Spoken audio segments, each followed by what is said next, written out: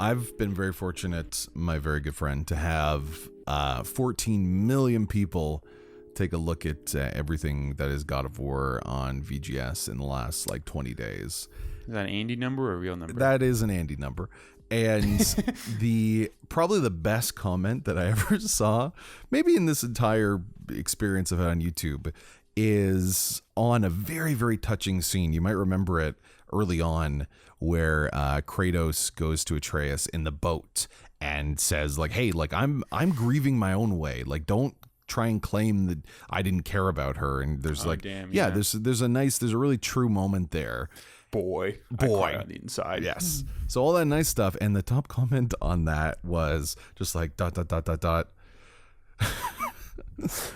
Sorry, I can't even say it. Don't tell Atreus that you one time tag team 3 bitches with a 12 button combo. Because that's what happened. He was grieving. He was dealing with it in his own way. Yeah. No, but you remember that was what happened in the earlier God of War games, where that's what the camera panned away, then you had to do the combo and the joystick turning stuff. You got to move that joystick. So that is what is funny. Is that they took this character, which is, even from what I read, is it was meant as kind of a middle finger to political correctness initially. Mm-hmm. It's kind of like a non-character, and they try to make a Last of Us-ish serious drama about it, which is kind of funny. I think it really didn't work. Well, that's what we're going to talk about today. That comment's correct. It's exactly right. Yeah, that did happen. But listen, that happened a long time ago. So this week on VGS, Video Game Sophistry, this week on Dialogue Wheel, that's what this show is called, our weekly podcast that we're trying to jump back into. It's myself, Andy Borkowski, the creator of Video Game Sophistry, the one that's been making all of those videos you have been watching, joined almost every week by Zac Fanni, an old friend, a professor of humanities, and someone that recently in your teachings, if I am correct, let me put words in your mouth, you were diving into, at least ostensibly, some of the actual Norse mythology in some of your latest teachings, right? Yeah. I'm just warmed that you remember things I say. That's why you're here, baby. I remember this only for the show. That's the asterisk. But I teach a world history course, and we look at world religions and polytheisms. And so the Norse are one of the ones I choose to compare amongst some of the others, like Egyptian, Mayan, or the Olmec cultures and stuff. And we look at the commonalities all between them. So that was the draw for me. It wasn't necessarily to play as Kratos again, because again, he's just kind of just a hunk of muscle. Yeah. But to get into the Norse world, and in that first half, I really love. Well, hold on. Before you blow it out too early, I want to ask you if you remember from the actual interpreted Norse mythology, what was maybe one of the biggest differences to what Sony Entertainment and Santa Monica has done in the latest God of War? Because there is a pretty big distinction that now the Aesir and the Vanir are fighting each other, and one is very identified as being evil, while the other one isn't, and the giants kind of play this role as guardians in a way. So I don't know how much you remember, but of the specifics. No, it's... what connects to reality of that history, I guess?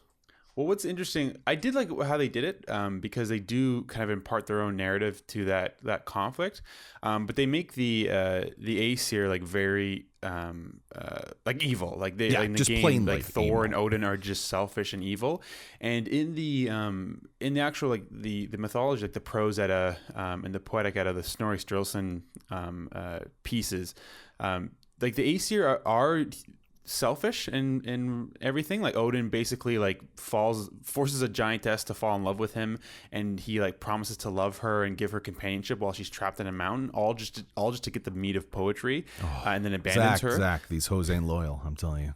Yeah. And so he's an asshole, but it's not as kind of ideological and concentrated for a grand kind of scheme it is in God of War, where he's trying to just overtake the earth. So they kind of amped it up in the game, which I thought really worked.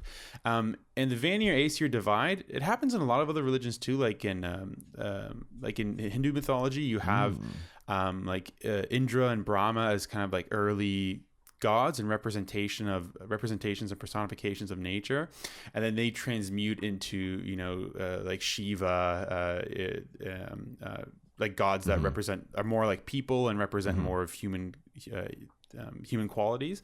And so like the Vanir traditionally, historically, are a bit more personifications of nature, like Freya and Freyr, who represent like fertility and agriculture and life. Like those are very primal forces, right? And and then the Aesir very much are just kind of like empowered humans, and they represent human qualities. What was the role of giants in the actual histories, if you recall? Because in this game, they are vitally important and kind of are influence every sort of major interaction that we have is trying to get to Jotunheim. And some of my favorite moments in the game are when Mimir and Atreus really nerd out on all of those great like giant shrines, and we get to learn a little. Like I love those moments. Do you remember how, I guess, accurate that is to the mythologies? The stories are good. I actually really like that. That was my favorite components that I was interested in, because it represents like the oral nature of these stories too, because these are stories that you would tell each other in your community and village and whatnot, and as a result, like those stories would change with each telling, and so I really like that you would just find fragmented remnants of these tales, and then you would have to get Atreus to interpret it, or Mimir to interpret it for you, because that kind of represents how the stories existed and were transmuted and not exactly permanent in the original societies that they came from. And like with Snorri Sturluson, he writes this stuff down, but only after like Scandinavia becomes Christianized. So you get it's kind of like the Iliad. Like you just get, I guess, a more solid version of the cosmology in the tale, but you don't really know how many varieties there were out there. So the giants are more central, I think, in the game than they are in the mythologies itself. Like a lot of the stories, the giants are kind of ancillary to Midgard, and like the world where things are happening in terms of stuff that concerns people. And so the giants are just like another race that hoard things like the meat of poetry. They hoard certain like armor and resources. They trick the Aesir gods. Like there's like a giant that basically tricks Thor into like lifting up his giant cat, and Thor can't do it, and they all laugh at him. So they exist as foils. Yeah, they're really just foils for the gods, and they kind of represent or kind of exacerbate and highlight the gods' limitations, and symbolically our limitations as human beings. I think that at least follows and tracks a little bit in the game, because a lot of those tales do represent kind of a folly of, if not perhaps the giant, then the god that they were trifling with. But the overarching kind of meta narrative that involves Atreus, who, of course, there's going to be spoilers in this, that is Loki, and that will be now bringing Ragnarok. That's the third thing to look at in the actual mythology. So in the game, what people have ostensibly kind of understood is that Atreus is Loki, and that when Loki fights with his child, that is the world serpent from the future, with Thor, it will be ostensibly the end of the world. And the game itself at the very end kind of harkens to that, where we see Kratos, if not hurt by Atreus, which I don't think would happen, but it died in a different way, and now Atreus Loki needs to continue. A lot of people are talking about this. I did find it interesting. That is not exactly how Ragnarok is supposed to happen, is it? No. So it is. I mean, the stuff they're doing with the Loki reveal, I'm not sure, because they're just kind of off on their own on that one. Yeah. But according to a lot of the stories, it's Loki's children are Jormungandr, the world serpent, Fenris wolf, which was the wolf that was in the Thor Ragnarok movie, and Hel, or Hela, who's basically like a girl who's half girl. She's like Two-Face in Batman Forever, or the one with, what's his name? Well, Hela's from Ragnarok too, isn't it? Yeah, but she looks like the Two-Face. What's that guy? Tommy. Two-Face? What are you talking about, boy? In the Batman movies with Harvey Dent? No Country for Old Men. Yeah, Harvey Dent, but in the Batman Forever one. Okay, no one knows what Batman Forever is. Okay, don't even worry. You know about it. where he literally is divided, and it's like he has this yeah, suit in yeah, his face. He's Two-Face. I get it. And rotted, and then his other face. We know the actor, really old guy. Okay. But Hela looks like that. Like she's half just a normal looking girl, and she's half just a rotted, disgusting corpse. Tommy Lee Jones. Tommy Lee Jones. That's Tommy it. Lee Jones. My memory's just. That makes actually me sad. Yeah, don't worry. It'll happen. But yeah, she looks like Tommy Lee Jones in Batman Forever, basically. And Odin asks her, like, "Are you alive or dead?" And she's like, "I'm just Hel." And so he gives Hela or Hel, the realm of Hell itself, where the dead go who didn't die gloriously in battle. She has her bowl called hunger. She has a knife that's famine, and she has something else. So she represents basically all the forces that can suck the life from you, as opposed to. How does Ragnarok happen? Get to it. Oh, sorry. So but this is all key to the symbolism, right? So that's one of Loki's children. The other child of Loki is the Fenris wolf, and this wolf basically keeps growing, becomes stronger and stronger and stronger.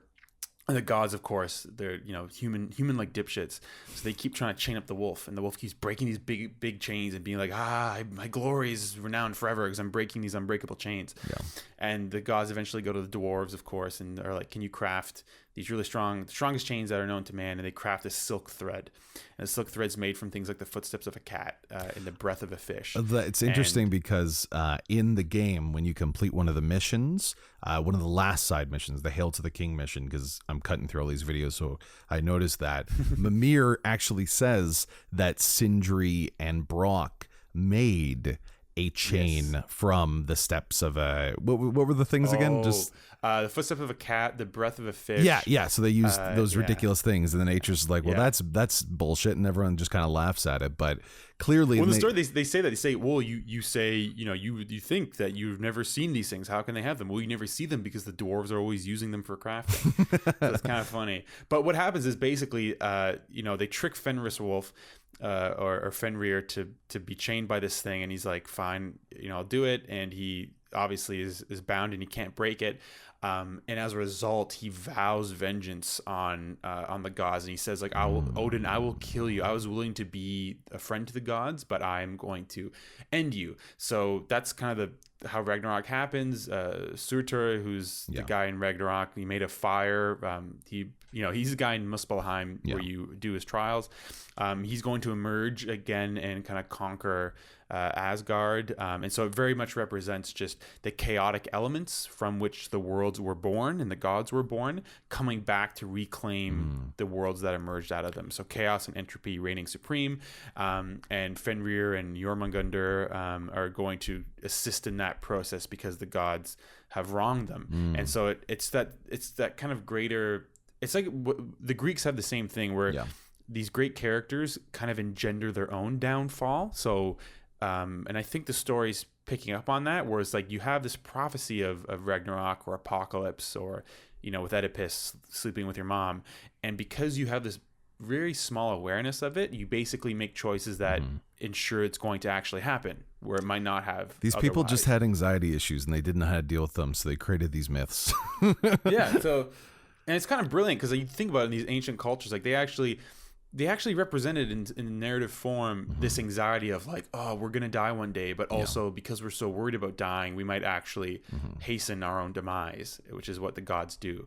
It's so interesting. In that case, sorry, you talked about it earlier, but in the case of Surtur, in God of War, there's a very specific memory from Mimir that talks about him and kind of venerates him as a generous and kind and like important figure in these histories. And I just think that's kind of interesting from what we've seen in the Marvel universe and, kind of how it's depicted in other things.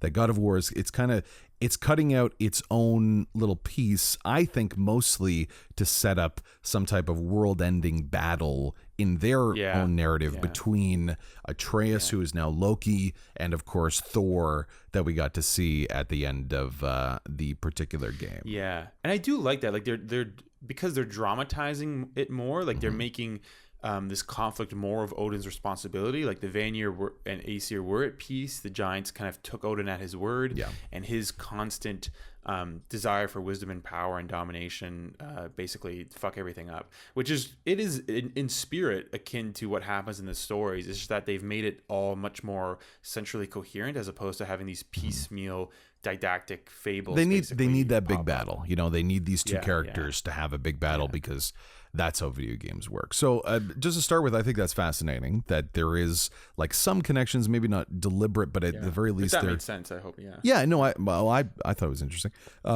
It seems like they're capturing, if not the specifics, at least the intention of what a lot of these Norse myths represented. You're talking about that kind of anxiety, that self-fulfilling prophecy that leads toward destruction. And what's interesting too is that that was my problem, is that they have all that there, and it is a compelling take and extension of the patterns that are in the Norse myths, but they don't really go anywhere with it. I thought it feels very much like a prologue game, and so you think it. So this is getting to the meat of it. So we started with Professor Fanni telling us all the beautiful bits that we didn't know about the Norse mythology, or you already did, and you're correcting me in the comments.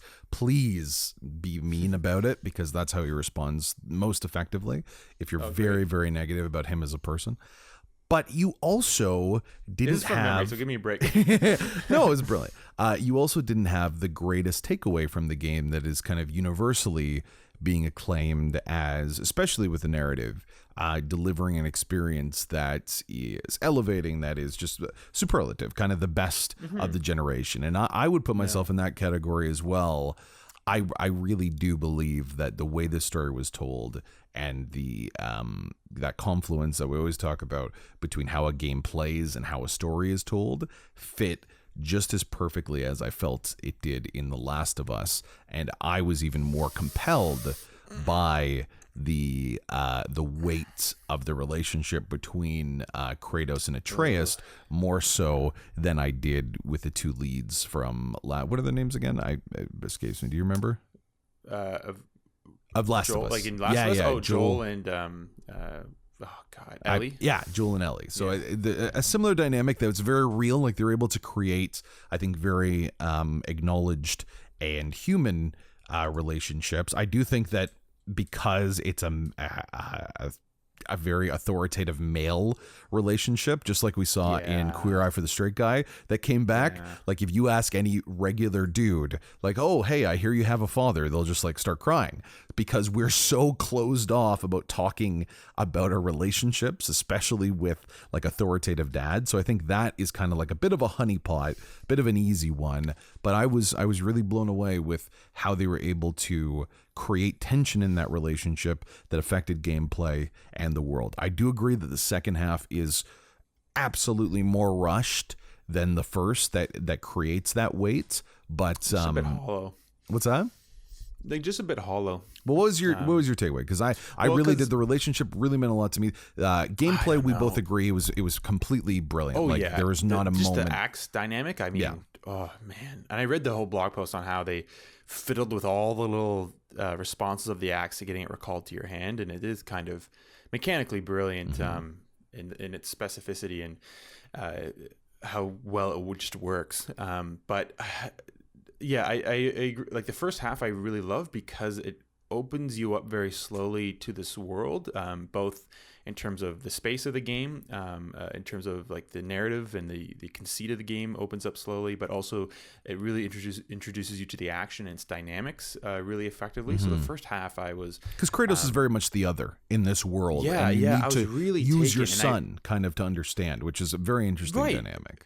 Which I liked, and I did think it was a bit like, I do think it has the game has its issues with women, like, you know, the whole, it's been talked about a million times, but the woman in the fridge, you know, thing where it's like right away the wife dies.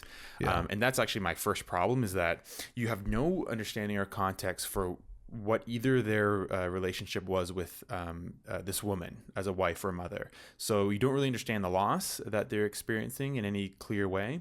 And I compare that to a movie like Up. Like there's 4 minutes in Up where they take you through the life of the old man and the life he had with his wife. And that 4 minutes just gives you the context for understanding why he's so cranky in the rest of the film, and it makes you empathize with him really, really well.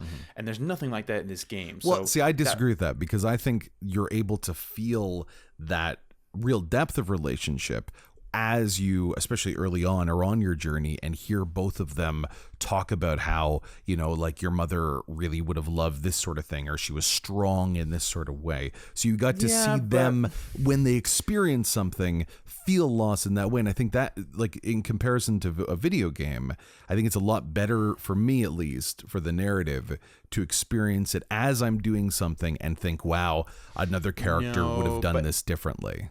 You heard those things, though. And then saying like, oh, here's like, my dad died last year or something. And immediately your gut reaction, is one of sympathy, but it's not really empathy. You don't have, like, yes, that prompts emotional reaction. It's good to have in the game, but it doesn't give you a real understanding of what they lost. Like you still don't have But those moments do, of when you're playing it. You don't think those moments give you a sense? To me, they communicate like the feelings the characters have, which you sympathize with, but I never had a sense of what they really lost. I mean, slightly at the end, by the time he talks about like, oh, mother always wanted me to protect life and stuff like that, it was a bit better. And that's my problem, especially in comparing it to The Last of Us, is that it has like the valence of the Last of Us serious kind of core relationship under severe mortal threat, but that's all it is. It's kind of on the surface, and it really relies on the player to buy into that and buy into those moments for it to work. Like The Last of Us, even that first chapter where you're dealing with your real daughter, and you walk around as your daughter, and you pick up like cards, and you see like what you wrote to your daughter for her birthday or something, and you see like the shopping list saying like, oh, make dinner or order pizza or whatever because I'm going to be out late and work. You get a sense that he's a bit overworked, but he loves his daughter. He's just trying to do right by her. See, this, I can't believe that. But you're taking that stretch. In those 5-10 minutes, just by walking around, you interact with a life in a world that exists for Joel before the cataclysm. And so once his daughter gets shot, which is itself shocking, every time he's with Ellie and he has that moment when he like extends himself a bit to be there for her, you fully understand like what he's dealing with as a form of loss. And it's a perfect example of storytelling in a game, and this gestures towards those things without really fulfilling them. I think it doesn't give us the stretch that you had of having kind of like a canned intro that you talk about in The Last of Us, and saying that you felt something because you read a list. Canned? I do think it would say it's in a real sense of the story, absolutely. But the fact that you're connecting with a piece of paper that you may have read to mean something for this character, but not connecting with a living, vibrant world in God of War that the players interacted with. Really, and I think it absolutely is. The things change, the world changes around you, and your characters feels comment. Very empty. See, so empty. I love the density of it, though. The fact that you were in a centralized world. Of course it was. It was a centralized world that eventually, as things changed, became more and more dense, or learning more and more about the world. That's in Zelda games and stuff, right? Where you have the water levels. Yeah. And, like, that's great. But and that's actually a problem I have with all the God of War games, is that as worlds, they just kind of like these, they feel like very abandoned worlds that are just filled with like puzzles to solve. And I like the Last of Us is like that too, though. Last of Us is very much like that. Yeah, but no, you really do get a sense like you venture into like, you know, these communities and these conflicts. I think you're really wrong. And it's a zombie world, right? Yeah. The conceit here of like, oh, the Valkyries are tied up, so the dead are walking the earth. Yeah. There's no real sense. Like Last of Us, you're literally walking through overgrown cities. Like you see what was before the apocalypse. In this one, like you're just walking through a natural world, and some zombies kind of fight you sometimes, but that doesn't give you a sense of like what once was. And I think that's. Well, I think it's a little bit different. It's not you're I really don't see it that way, because you're dealing with the gods' relics. So when you go into places like Tyr's Temple, when you're able to complete a lot of the side quests that explore a different area, like the Hail Kingdom one, when you learn about like the evil dwarf that tried to destroy everything to make this supreme armor and had to kill himself to make it. Yeah. Like there's a depth there that is akin to what you're talking about The Last of Us. The Last of Us wasn't even an open world. We don't need to compare it directly with that, but we have been doing that. Those are good points, but even then, like, you don't really get a sense of like how this world worked or how it interacted with all the other worlds within it. It's just, it's there, it's there, but it's not there in any kind of depth that made it have it's not part of a import. It's not part of a civilization, really. It's more of a mythical almost trading post with the other realms. But while you're doing it, Kratos is complaining the whole time of like, boy, we only do things that give us resources for battle. Yeah. And blah, blah, blah, blah. So there's no, like, there's usually a very kind of like tertiary reason that you're even going to do it. And it doesn't make a whole lot of sense. Oh, but I really disagree with that point, because I think this game, better than almost any even strong RPG I've played before, really is able to contextualize the reasons why you're doing these side quests, because very early on, it's something that you can see now. Every single ancillary side quest that you do is connected to a smaller mini arc of a narrative that is connected to a lesson. You get like, you get the dwarf story, you get the story about like the captain and stuff. Well, yeah, you get the story about the captain. How does that all relate? It relates to the fact that this journey is about the relationship between Kratos and Atreus. So the game doesn't contextualize it to you try to be bigger in this world. Everything you're doing is how you're doing it for your son. And how does this relate to how you're teaching your son? And Kratos says this directly. It's not even a reach. Like, that is why he even allows a lot of this, which I think is kind of a clever way, because we as players, won't. That could work if he was like slightly that would work if he was slightly a bit more open with his son. Like, it's hilarious. Like how often he calls him boy and like reaches his hand toward his shoulder to pull it back. I'm sorry that Papa Fanny called you boy and now you hate this game. But it's just this withholding father business. Like it's just so kind of trite and overdone. Like that's the problem, is that Kratos is such a non-character in the God of War games that to give him this like role of fatherhood now. Yeah, he grows into it a bit, but not, I don't think, in any substantial way. Well, I think that's because okay, go ahead, sorry. And the game itself, like I think with everything on every level, it gestures towards import and meaning, without actually accomplishing it. So you're right, like the puzzle pieces are there, they can make like literal sense, but you don't really feel it as a player amidst the millionth puzzle or the millionth zombie that you're hacking down. Like it doesn't there's no real big moment for me that ruined me or made me feel this game was transcendent like other games have. So I could identify a few moments where I really did see of what we knew about this character, that he was such an empty kind of broken character from the other games that didn't have this depth. And what I like about this game, it's not about like a redemption story. It's about what happens when we are, in my interpretation at least, when we are brought low and there isn't redemption, that you're not getting a chance to be that great father again, and the emptiness that I found again, we don't even know, or not again, like sorry, father. But to really never have that opportunity. And there are instances of that, of how the relationship says about how he's always off hunting. Like there's a lot of narrative that is told. You don't understand what they had before, but why not? It's the characters are talking about it in relation to what's happening. Why didn't that work? Practically speaking, that means that Kratos has gone through a marriage, the birth of a son and raising of a son. And by the time we get to him in this game, he's pretty much the exact same as he was in the other ones. So there was an arc in there somewhere that happened, but it's just a flat dead line for us. Like there's no narrative, dramatic life there. In the other games, he did go through, like he did have a family that he lost. If we do especially want to go in the back catalog, but it's not look at that. And that's, I don't think he has those reasons. Yeah, he has motivations, but it's not the same thing as, like, motivations aren't the same thing as storytelling. Like, they're one component, right? I think so it makes plotting sense, but it doesn't actually give you a real empathetic sense of like what he has and what he's losing and why he's doing what he's doing. I'm really interested. I think a problem with trying to make a God of War game like this. I really am interested in why those more active forms of narrative storytelling didn't resonate with you and did with me, and seemingly a lot of the audience that was able to feel that their interactions with the world that reflected their relationship and the changes in their relationship and the changes in the world was enough to create an arc and create a story and to create so that pathos that you need when you're creating these sort of stories. Yeah, why didn't that land for you as opposed to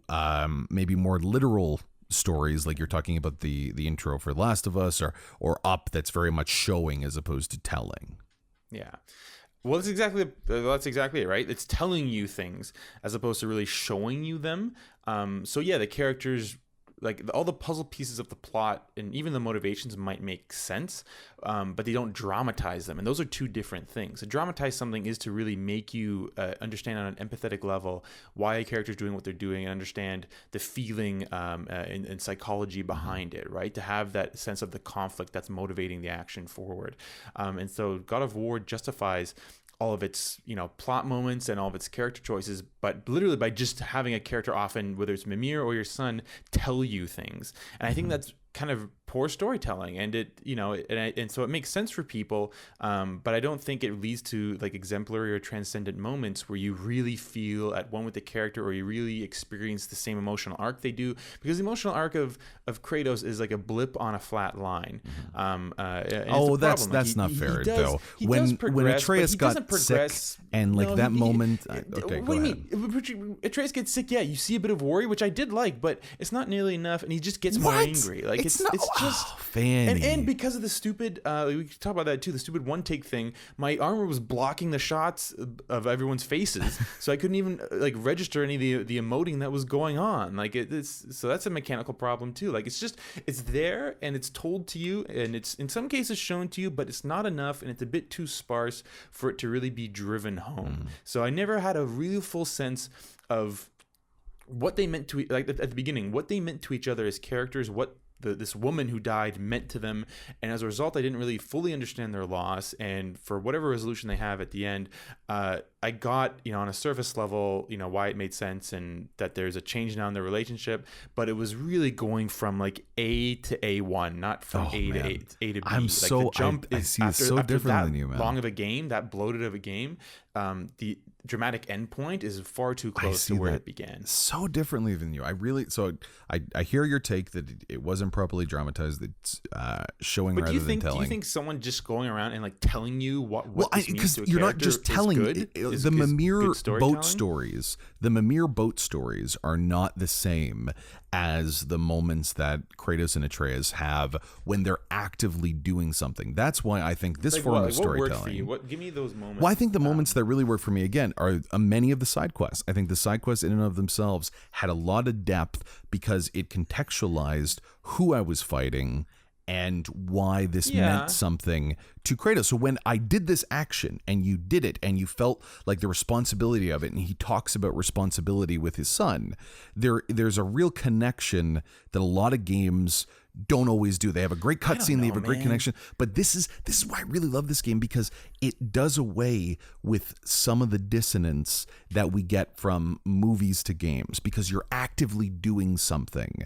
and when you're doing something and characters react, and that's how narrative is built, I think that react really though. works. Like he doesn't he reacts in a few key beats because like he tells you how he's feeling and what he's thinking as you are doing it, as opposed to almost nothing with that, other than it's like a tick in the face or like a slight gesture, which is kind of hilarious. Like it's kind of funny. But do you not see the way of dynamic storytelling that a lot that games are going towards, that are trying to fight against kind of cutscene stories and trying to be more of your interactive, and that's how you build narrative, because you're waiting while you're carrying your son in that ramp that going up to Freya's place that you've done dozens of times, and you know how long it takes to have that character then move and shuffle and act differently, or when he moves more quickly, when he feels like you get a sense of terror, I think a lot more strongly when you contextualize it this way, and I think you get a sense of fear. And when you have a strong character that is so afraid, that can be brought so low because he's so tick. It's kind of Fanny. I can't believe right, you don't those things feel can it. work in a game, but when he's carrying Atreus up the ramp to Frey's place when he's ill, we don't really at that point I still didn't really get who Atreus is to Kratos. I know it's a father-son relationship, but I just get nothing, and I get that he's mattering more to him, but I'm not clear in exactly what way, and I don't know what their life was like before. It's just not enough, and that really why personifies the game for me. So There's not literal. enough of it. Why on do a you need dramatic so or much information level to understand? Not information. I need it is. properly dramatized relationships, because calling someone boy, and then it was really funny because there's a moment in the game where he's calling him boy all the time, and then there's a moment where he says son. And it's just supposed to be, you can tell the game's playing it as this very he plays it differently. He says the line differently. I laughed because I was like, oh my God, that's the signifier to show that there's an arc here. Oh my God, let's have actual. And I think that's a problem too with the one shot mechanic of this game. There's no cuts, that you really, it's robbing itself of a language so that it can't, it kind of, like with everything else, it's kind of tying its hands together and preventing it from actually doing things where it could emote or it could contextualize things for you. I'm the complete opposite. I'm the antithesis of this. I really don't think they're tying their hands. I think they're trying to. That's why I like this game so much, because it's so unabashedly a video game trying to develop narrative. And it's doing that. I think it fails. I think it falls more on the side of being gamey. I spend most of my time doing puzzles and killing the same enemies over and over. No, I agree. The dissonance there is something that I mentioned when I did my review, and it's something that they could have done better. I don't think you need to have huge glowing orbs on the ground. I think and it became more commonplace, but there's a way you could take those gaming elements and tone them down a little bit. I agree, and but I do think your characterization of Kratos and that relationship, because it's he wasn't as affectionate or that change. I think you're not giving enough credit to the actor or the interpretation, because I really do think there is I'm depth a bit sick there. Of these dad games. Okay, well that's what it is. My dad smiled at me. I knew it. Changed. I knew it. What? You just hate real dudes. I knew it all along. Well, what sacrifice does Kratos really make for his son? He goes into hell, which is very symbolic and everything, but he doesn't really give up anything. No, I don't think he's necessarily making sacrifices. He's just continuing on. It's not about you lose something for this person. How is he really changed by having a son? He's doing all the same things. Oh no, that's not true at all. I think his. Well, how is it? How is he changed by having a son? Intention and his motivation in all of the other games was almost unified in one thing about vengeance, and that's something that we know, that fiery vengeance. That resulted in the same thing of just murdering scores of enemies. That resulted in him, and now it's not about that. And he's trying to teach kind of a different sort of lesson. He's trying to break the cycle, as he literally says. How does he break the cycle? He ends up, the climax is you killing the unkillable god.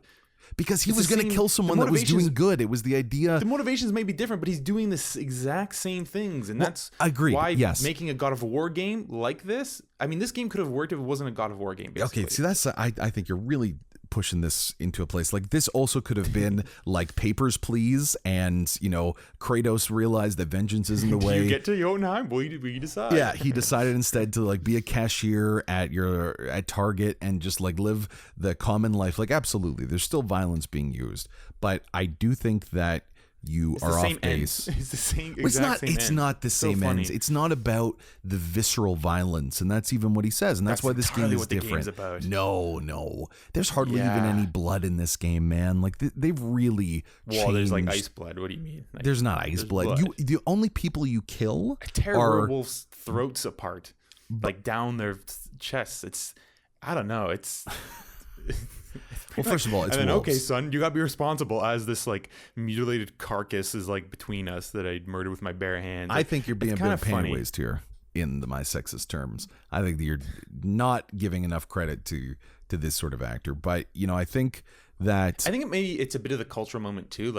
If this was the first game to kind of do this and push in this direction, I think it would have a lot more leeway for its flaws. But we've seen these tropes and these mechanics a lot now, and I don't think so. I don't think it's been this unforgiving. Needs to go. And Freya as the sole female character has a lot of problems. They should have really pushed maybe you even playing as the kid or something. I don't know. Kratos is and it's an uphill battle because they're basically taking this non-character who's just a build of anger and muscles and trying to really dramatize his like internal psychological struggles, but they don't actually do that. See, I disagree. I think they do that, and I think the next movie will not. I don't think we're playing as Kratos in the next God of War. I think you're playing, which is great. I mean, that's I think his story is done, really, and I think they give him a nice goodbye. So what do you guys think? If you are listening or watching, do you agree with the... I have another point. Oh, no, that's enough. With the sweet, the kind man that's given you all of your God of War needs, that's been with you since the beginning, or this intellectual know-it-all that's trying to tell you what to like? Come on. I can be your Jordan Peterson for the anti-God of War. This is the downfall of gaming culture. That's it. What are your 12 rules for being being the good dad of war? Telling your son that you love him, not calling him boy, putting away the axe when it's time to put away the axe. Fanny, let me tell you, I'll tell you right now, I love you. I don't care. I'm not going to call you boy anymore. The message is clear. I understand that I've ruined art for you by calling you boy every day. So I'm very, very sorry, man. Yeah, touch my shoulder more. I need more physical comfort and all right, so let's get back. We're going to be back on this. The next big release is probably Detroit Become Human, so that's going to be exciting to talk about in this way because we both got it. We're going to be diving in, and I'm interested to see where they can take that sort of. That's narrative. Another. I think it's interesting because that's kind of the same problem where it has its own set mechanics, and they're going to be trying to tell a new narrative through them. So we'll see. It's also made by like a group of rapists, so that's kind of interesting. But I was gonna refund it too, but it's difficult. These guys are scumbags. It like 2 years ago, and now it's like cost me $5. I'm like, there's no real point. Yeah, I think that it won't ever reach the heights that God of War has. And I'll give you this. I do think that there are some issues with God of War that people are not considering because it has a stoic dad that sometimes touches the son, and that for a lot of the male-oriented gaming public will resonate unreasonably, even though it's not really the strongest sort of way of depicting emotion in a game. Absolutely. I think that it just cashes in on your innate understanding that like fathers and sons have like a special bond. It's a little bit, I get a little bit sexist in that way, but I don't think you're giving enough credit. But with Detroit Become Human, always getting in jabs with you as much as I can. Detroit Become Human, if you guys have played the demo, it is very compelling because of what I'm talking about here, what I always want in games, when they kind of hide the gamey elements in the narrative.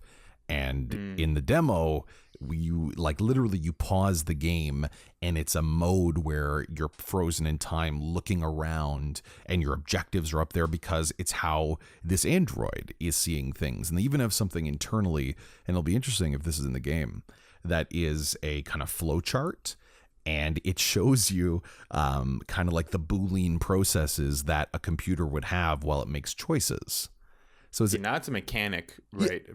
Building psychology and possibly drama. So I'm excited for that. But again, I'm worried because you remember his other games. Like he can, I forget his name, but they're able to make these really interesting core mechanics, but then the actual execution of the narrative is like really, really bloated and strange. And you remember Heavy Rain? Did you play through that? They also seem to be kind of awful, as a studio, like ideologically. So I don't know how deft. Like, what was the one they got in trouble for that E3 clip of like? That's Detroit Become Human. Yeah, that's what I mean. And then I don't trust them to have the sensibility or sensitivity to pull off some. No, they're French. They're gonna hit it over the head. It's gonna be something that, and it's a shame because I think they have a really, really. And again, we're just speculating here, but I think they have a really complex system. So that's all from us this week. Keep listening, and thank you again if you have joined the Video Game Sophistry Dialogue Wheel family. I'm interested to hear what you think, because maybe Fanny, this is the moment that silent voice finally has someone that speaks for them. Maybe they're looking at all this God of War stuff. They liked it, but they didn't want to get destroyed in the comments. But now they can say, I'm with Professor Fanny.